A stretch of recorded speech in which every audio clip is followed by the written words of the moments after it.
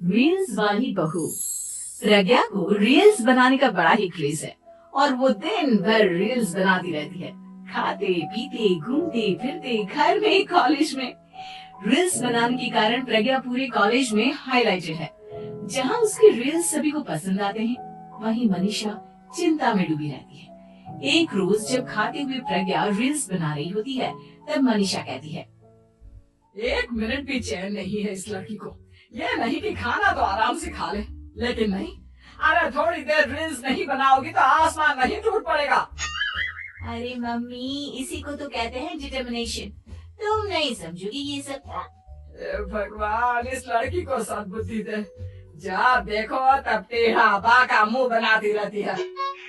मनीषा की बात का प्रज्ञा पर जरा भी असर नहीं होता और वो खाते खाते रील्स बनाती रहती है।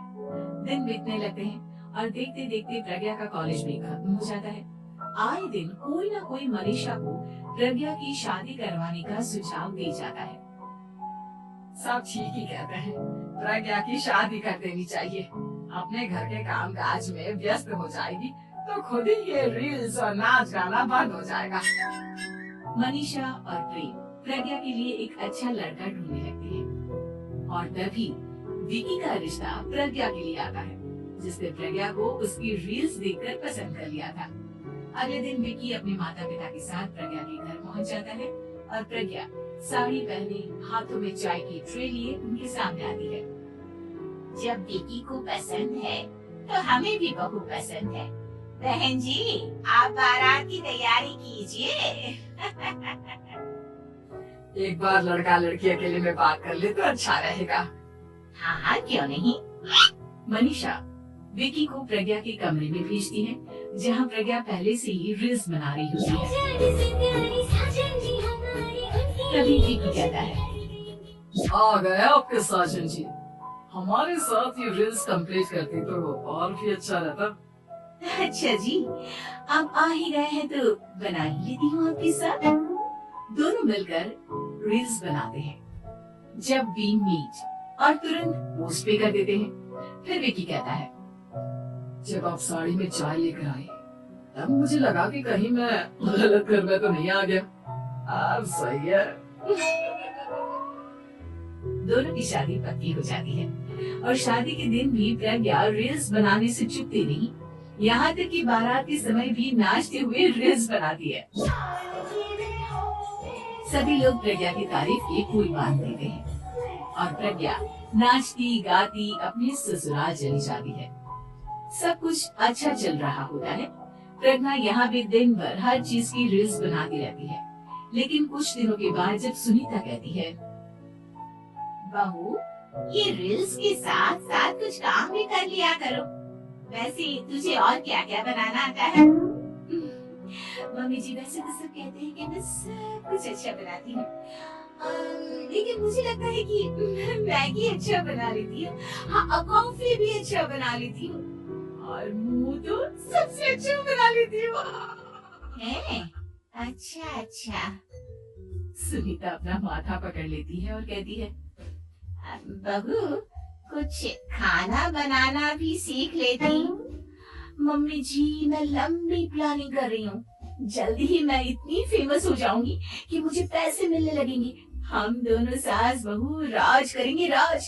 नौकर काम करेंगी और लोगों की तो लाइन लगेगी हमसे मिलने के लिए। तेरा दिमाग खराब हो गया है क्या बहू? हंसी मजाक तक ठीक है, लेकिन इस तरह घर नहीं चलते। जितना जल्दी हो इस घर के तौर तरीकों को सीख लो। प्रज्ञा मुंह घुमाकर चली जाती है और तुरंत उसी वक्त एक रील बनाती है। ये देख सुनीता का गुस्सा सातवें आसमान पर चला जाता है और विकी के घर आते ही सुनीता उसे सब कुछ बताती है। विकी भी अब प्रज्ञा की इन हरकतों से परेशान हो जाता है। तुम टेंशन मत लो मामा, मैं देख लूंगा। विकी कमरे में जाता है तो देखता है कि प्रज्ञा रील्स बना रही है। विकी बड़े ही प्यार से प्रज्ञा से कहता है, प्रज्ञा, इन सब के लिए मैं तुम्हें मना नहीं कर रहा हूँ, लेकिन फिर भी हर वक्त तो ये अच्छा नहीं लगता ना। समझने की कोशिश करो, मुझे भी तुम्हारा थोड़ा वक्त चाहिए। मैं जब ऑफिस से आता हूँ तो मुझे समय देने की जगह इसी में लगे रहता है। तुम ज्यादा ही सोच रहे हो। तुम भी मेरे साथ रील्स बनाओ ना, तुम्हें भी बहुत अच्छा लगेगा। तुम्हें इज्जत से कोई बात समझ में नहीं आती क्या? दिमाग खराब हो गया है तुम्हारा इस चकाचौंध से। अगर तुमने अपना रवैया नहीं बदला तो मैं तुमसे दूर चला जाऊंगा। तुम ही रिश्ता लेकर आए थे, मुझे लड़कों की कमी नहीं थी और ना आज है। विकी दरवाजा पटककर चला जाता है। धीरे धीरे विकी प्रज्ञा से दूर होता जाता है। एक रोज मनीषा प्रज्ञा के ससुराल उससे मिलने जाती है। तब सुनीता उससे कहती है, बहन जी अब आई हैं तो कुछ दिन यहाँ रहकर जाइएगा, आप ही का घर है। हाँ मम्मी, बहुत दिन हो गए तुम्हारे साथ एक भी रील नहीं बनाई मैंने। प्रज्ञा तुरंत अपने फोन में रील्स ऑन कर लेती है। ये सब मुझसे नहीं होता। मेरा ये भूत अभी तक नहीं उतरा क्या? बहन जी आप कुछ कहती नहीं क्या इसे?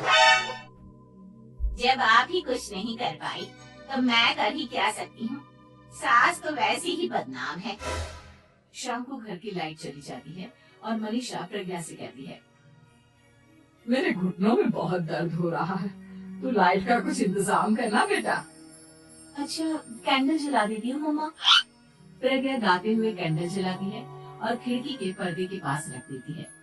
मनीषा जिसे बहुत दर्द हो रहा है वो सो जाती है और प्रज्ञा हमेशा की तरह अपनी रील्स में लग जाती है। उधर कैंडल की वजह से पर्दा आग पकड़ लेता है और मनीषा के कमरे में आग लग जाती है। बचाओ, कोई है बचाओ। सभी भागते हैं और विकी कमरे की आग बुझाने में लग जाता है, लेकिन तब तक मनीषा आधी जल चुकी थी। मनीषा की हालत देख प्रज्ञा रोने लगती है। विकी मनीषा को तुरंत हॉस्पिटल ले जाता है और उसे एडमिट कराता है। विकी प्रज्ञा से कहता है, देख लिया ना, तुम्हारी इस नाच गाने की वजह से आज तुम्हारी माँ की जान जाते जाते रह गई। अब पता नहीं तुम और क्या चाहती हो।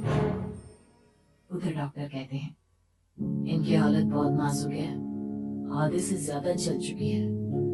प्रज्ञा रोती हुई मंदिर में जाती है और भगवान के आगे जाकर कहती है, भगवान मेरी माँ को ठीक कर दो, मैं कसम खाती हूँ हाथ से ये रील्स बनाना छोड़ दूंगी, बस मुझे मेरी माँ वापस मिल जाए।